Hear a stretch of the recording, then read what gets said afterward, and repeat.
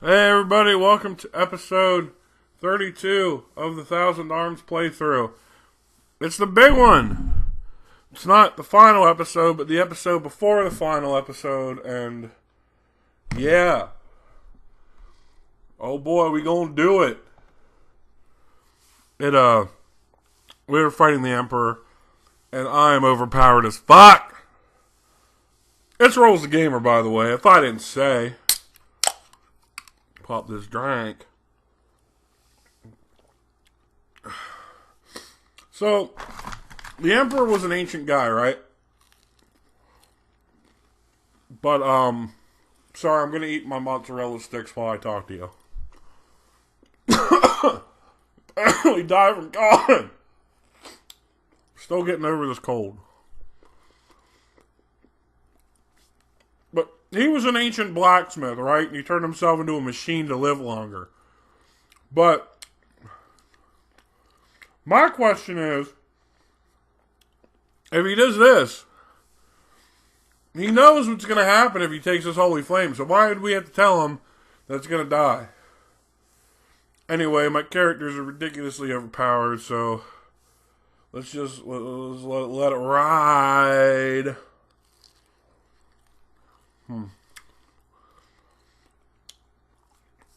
Playing some other stuff lately. I'll just throw the cat out of the bag. I terminated my Final Fantasy IX playthrough. God damn it. I just wasn't feeling it. And it was right at the end, too, so it's just another excuse for me to play through the game again. And get a better version. But I'm not doing that. I'm playing through Final Fantasy 12 right now, as a matter of fact. And them file sizes are huge. Like, I'm on like part 30 something already. And I'm like, maybe, no, because the ending parts are going to be really long. I was going to say maybe like a third of the way through, but more like a quarter of the way. So it's going to be over 100 parts, but fear not, I'm going to run that concurrent with something else. I got a lot of 9 damage. Fuck you. I got a lot of ideas going. And I'm in a good space because two things. I now am officially in a relationship. We have been dating before, but we made it official. You're beat already. And all my homies came through. Well, the ones that are active on Facebook came through. And we're like, congrats, man. And I was like, awesome. Wait, something's happening. But anyway.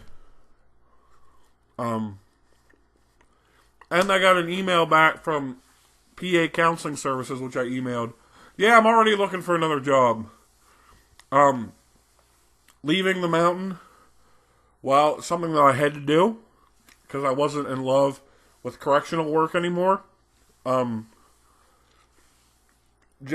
where I'm at now, the assembly thing, was always meant to be a temporary gig till I found something else. And I might have found something else. PA Counseling Services is TSS, which is therapeutic support staff, working with like kids with learning disabilities and helping them to cope and express themselves. Just another human service thing with children to add to the resume. To get my foot in, you know? Give me about 6 or 7 years till I'm like 35. My resume will be insane for any job working with children in a public welfare type of field. Get him, Soshi. Let's show him what my samurai can do. So the Emperor absorbed all this dark energy. Soshi's actually pretty cool. It's a shame we never get to use him. That's why I wanted to show him off a little bit. Look at this shit.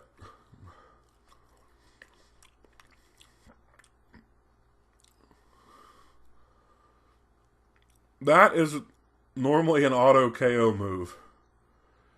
It won't work against the bot. It will KO anything else in the game. Which is neat. He's got some other cool little moves though, so I'll show them off. I kind of wanted to just be like, these are my favorite characters. They're going to win anyway. You know, type of deal.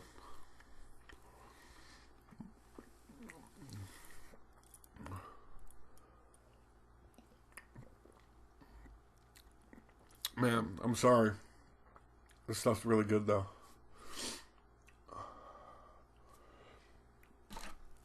Yeah. Good weekend. Good weekend.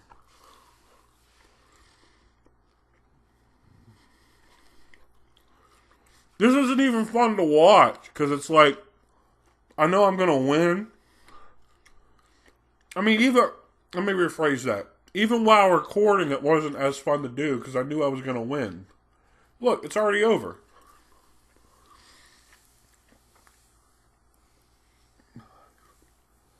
Like, it normally is a challenge if you come like right after you go through the tower, the evil base there, and you're like level 40 shit, you know? But I'm like in the 70s. That's ridiculous. Oh, some cool shit's happening. Check this out.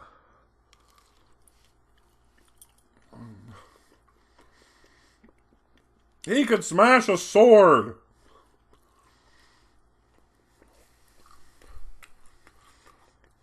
But, yeah. And here's some big end of the world type shit's going down.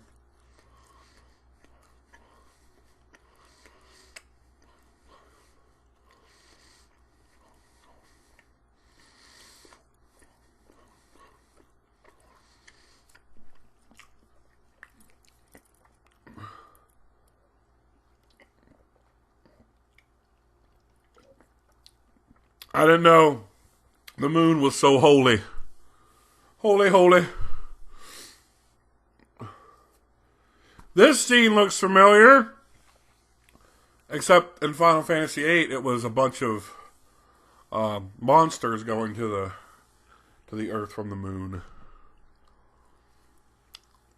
I wonder how much this has been used in RPGs, because it's disturbingly common, at least in this PS1 era. It feels that way anyway. There's always some space shit going down.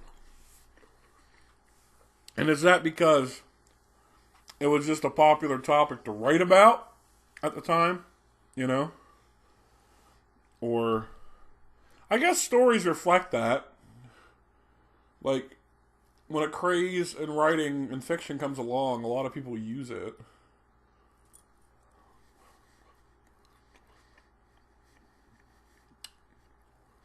Trying to think of an example.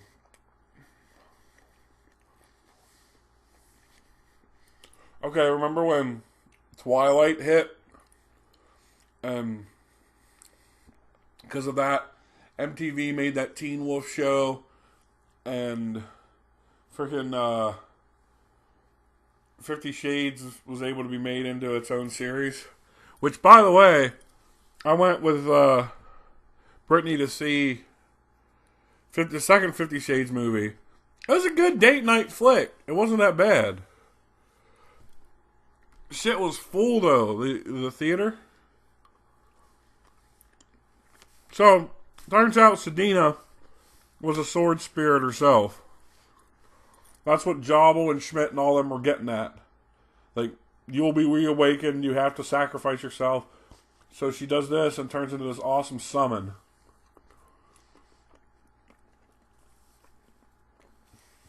And me being theatrical, whenever I play this game, I want to end the game on her summon. Because that's storytelling at its finest, you know? But, whatever.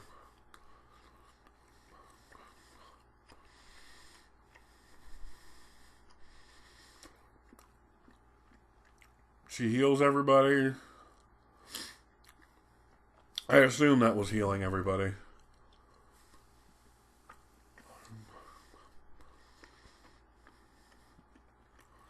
And this is pretty cool. I like this effect. This is PS1 shit at its finest. That little energy swirling into a new sword for him. That's very anime. That's very fucking cool to me.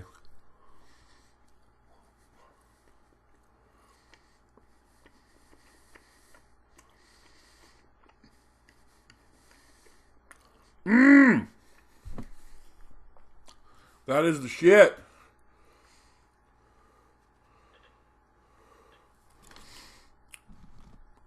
Come on, motherfucker! No, Mike's up front. Do all the damage. Lead party.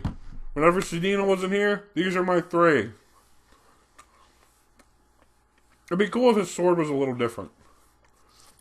Like, if it was all shiny like it was in the beginning of the game. After he gets the element before Jobble first fixes it. Flashback, motherfucker!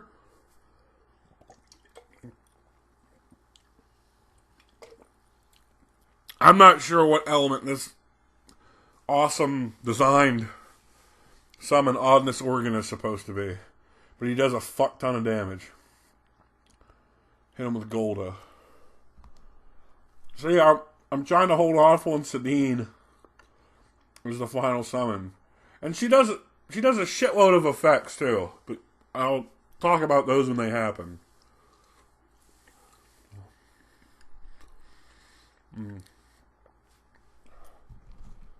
This is like the epitome of a fat man on commentary. I have to eat my chicken. Wow! That was quick. Don't worry, there's more. I told you this isn't a final episode. That would be very anticlimactic. No, like every good final RPG has to have at least 3 forms. Like, you can go ahead and check it out. I swear, every classic RPG like this, dude's had 3 forms, the final boss. At least. I mean, Final Fantasy is the obvious example. Sedine! Watch this.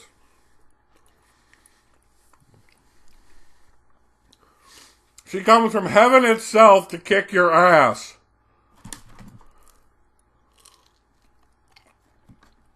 And it's kind of like... Holy shit! It's like all of her special moves in one. I never saw that before. She does she heals too. She does the dancing knives where she throws the knives. Where she throws the big blue sword. We didn't see any of this, I don't think.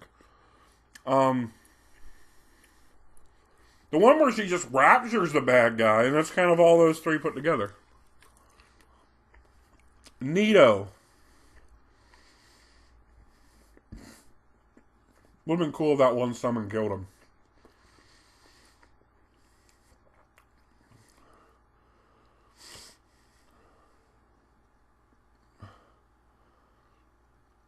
I don't even know what I would say this monster is.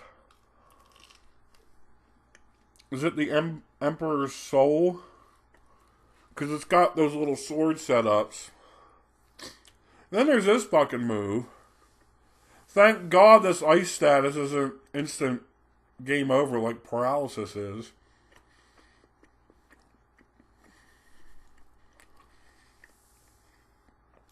A little behind the scenes. There was one boss that I was struggling with in Final Fantasy IX that one of the guardians that like can instant kill you with these heat, like a heat bomb thing where you die the next turn. And I didn't have the status to prevent that. That's one of the reasons why I restarted the playthrough. And because I actually want to try to do the Chocobo shit for the first time. Like, I want to get the ultimate weapons you can get through that. And I want to do a Grand Dragon level up massacre. This is all Final Fantasy IX shit. If you don't know, I'm sorry. But I'll give it to you one day, I promise. I'm like animated and shit, man. It's been a good day. This summon is so fucking wicked.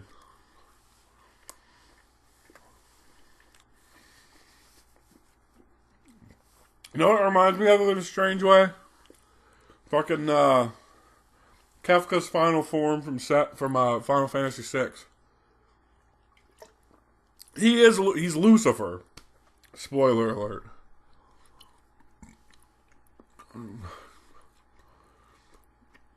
I'm just abusing it so I can do more Sardine summons. That's all I want. I want to end the game with that attack. That's how little I give a shit. Because look, he's not going to kill me.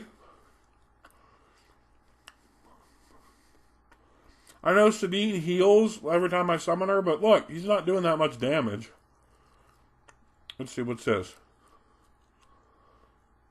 Laughable.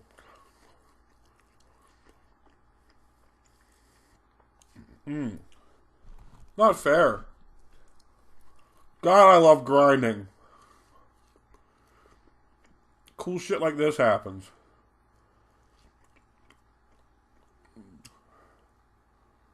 I said fuck it.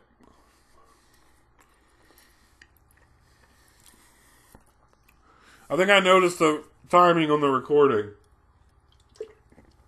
And I was like, oh no. Oh no. I think in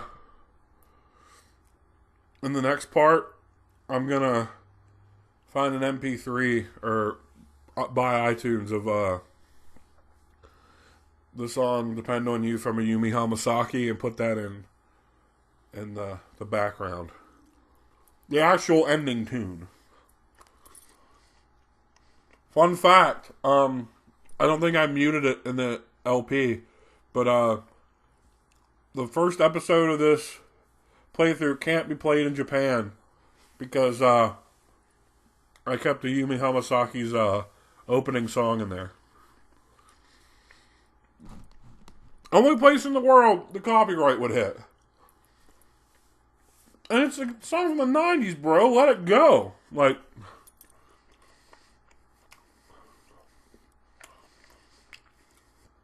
yeah, heal yourself with your little bitch ass health.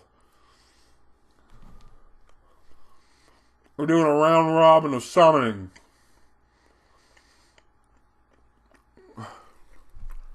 And how we do. Water. They really kind of blew their load with a water dragon as the first one. I mean, it's cool, and I like all of them. They're all cool summons, you know, but it's kind of like you have this big hulking fucking dragon.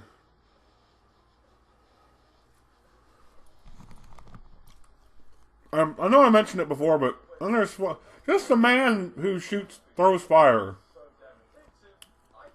I mean, he looks very Akuma-like. Maybe that's a bonus. But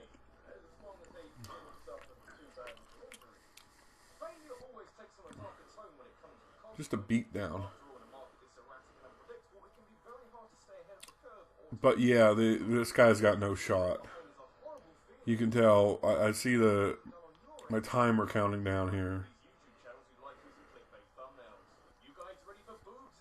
Golda!